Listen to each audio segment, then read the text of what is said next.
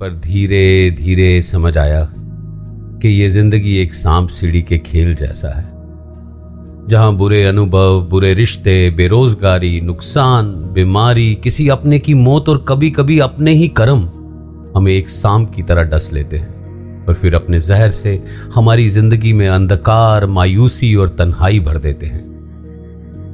और इंसान उस तन्हाई में हाथ जोड़ के अपने घुटनों पे गिर जाता है और कई बार तो अपने खुद के प्राण तक लेने पे मजबूर हो जाता है।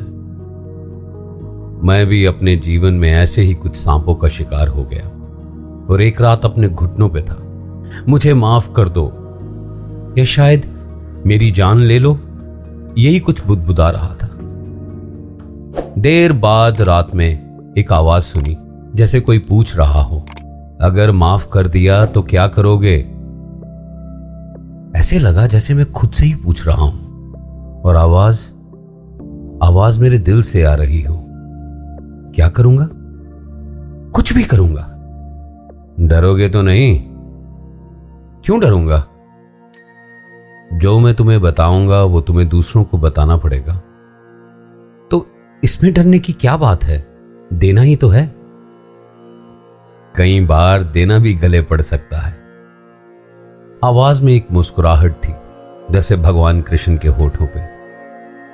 ये तो वक्त ही बताएगा।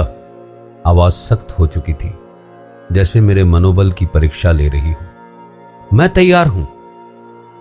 यही बोलते हुए समर्पण में मेरी आंख बंद हो चुकी थी, जबड़े कस चुके हुए थे और बाजुओं पे मेरे रोए खड़े हो गए।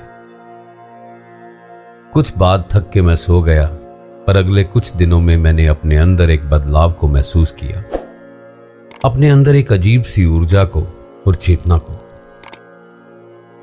देख तो मैं पहले भी रहा था, लेकिन अब ठीक से देख पा रहा था, सुन रहा था, समझ रहा था, अच्छे और बुरे में अंतर कर रहा था। ऐसा लग रहा था हर तरफ हर चीज ज्ञान बांट रही हो, अपने होने का मतलब समझा रही हो और मुझे अपने मतलब की तरफ इशारा कर रही हो। ये ज्ञान मेरी सोच को समय समय पर 7 स्तरों पे ले जाता और फिर उसके प्रकाश से मुझे नहलाता।